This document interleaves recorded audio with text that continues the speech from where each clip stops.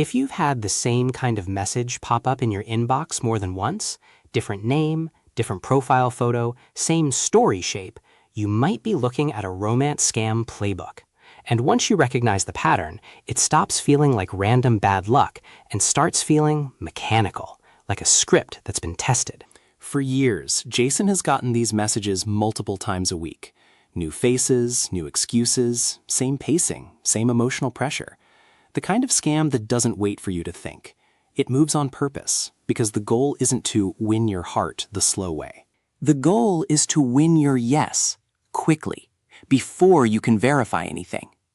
Let's walk through how it usually works, plainly, so that when it shows up for you, you'll recognize it before it gets the chance to run. It starts soft, like a compliment you want to believe.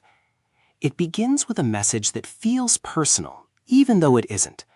A woman claims she noticed something different about you. Not, "Hello, I am interested in you."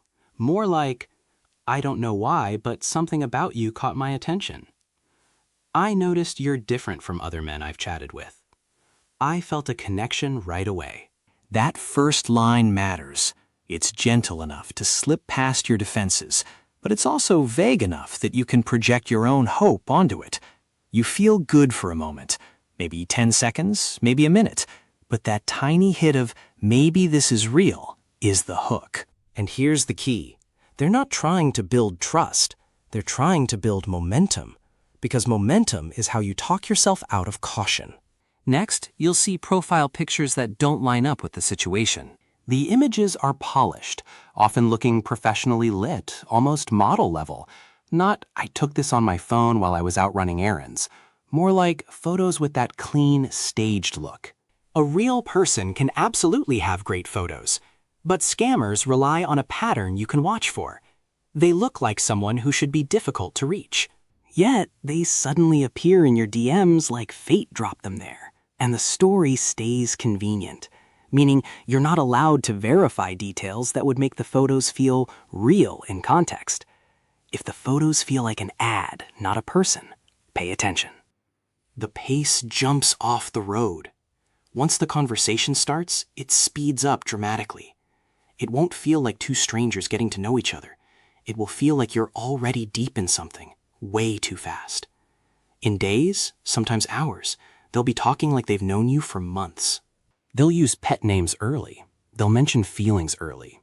They might even drop lines like, "I've never felt this way before. You mean everything to me.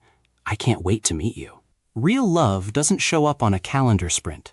Trust grows slowly. Consistent messages, real details, natural back and forth, and, most importantly, verifiable reality. Scammers avoid that. They push urgency because urgency scrambles judgment. When everything feels intense, it becomes harder to ask basic questions like, "Have I video called? Have I heard her voice?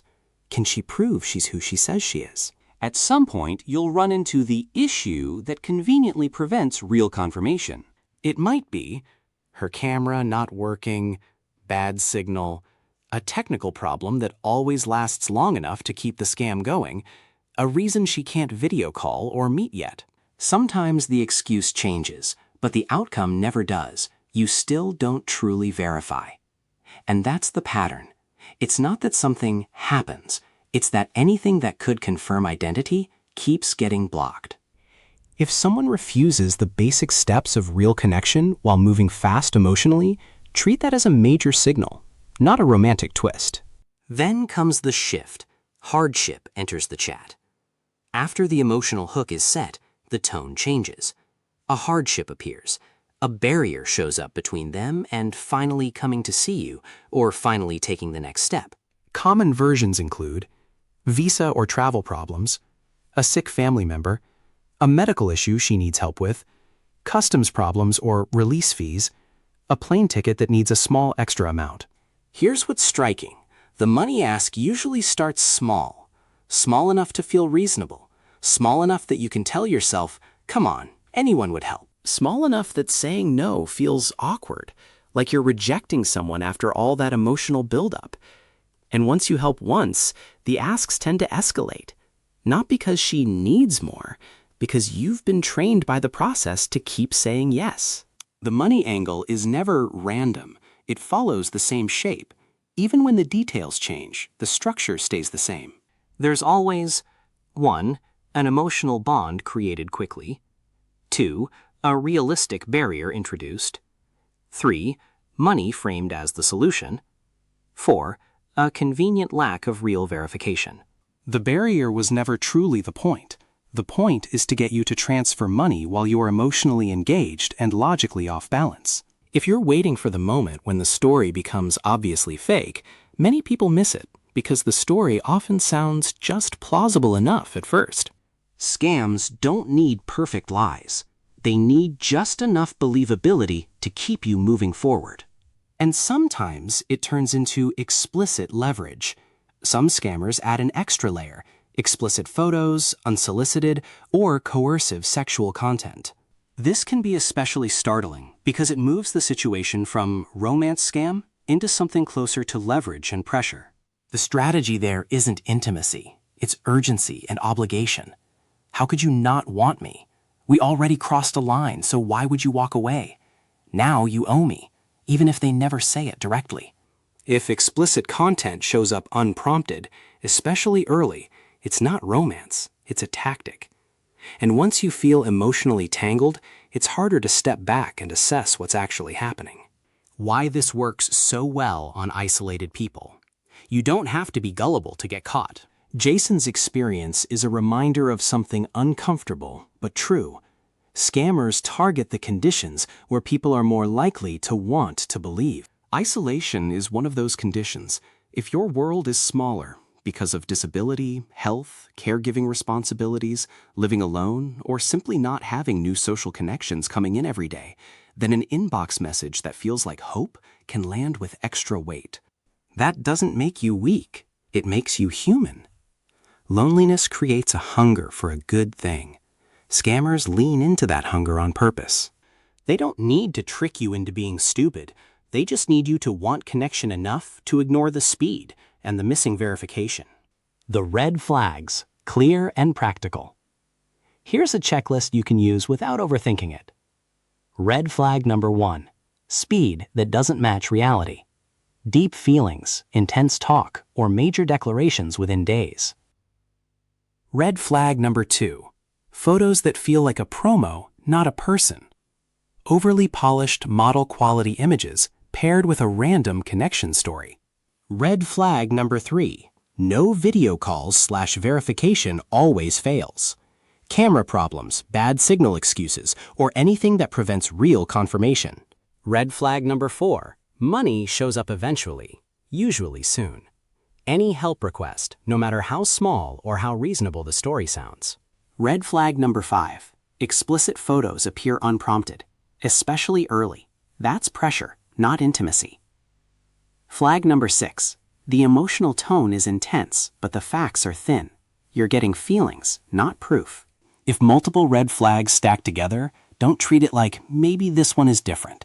Treat it like a pattern you've already seen before. But I reported them, so why are new ones back?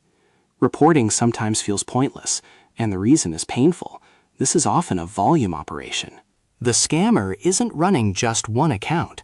It's multiple accounts, multiple faces, multiple stories, sent out to many people at once. Then, those who respond get pushed forward. Those who hesitate get dropped quickly. New accounts keep showing up because the system keeps running. So yes, you may report an account and block a number, but another one with a nearly identical playbook can hit your inbox later that week. That doesn't mean you did nothing. It means you stopped one door, but you weren't stopping a whole pipeline. The pipeline will still look for openings, which is why recognizing the pattern matters so much. The real defense isn't paranoia. It's verification plus breaks. If you want a simple rule that protects you without turning your life into a constant fear, slow down before you send money and verify before you believe. A good person who's genuine can handle simple reality checks.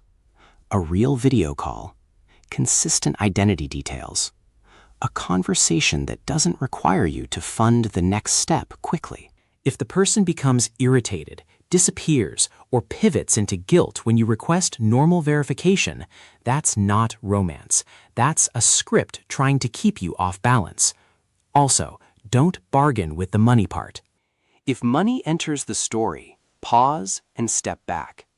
Romantic language is not proof. It's packaging. Remember this. Shame doesn't belong to you. A lot of people who get targeted feel embarrassed afterward. But feeling flattered at the beginning doesn't make you naive. It makes you like most humans. You wanted connection, and it felt good to have someone show interest. The shame, if anyone deserves it, is on the people engineering loneliness into a transaction. You're not at fault for wanting something real.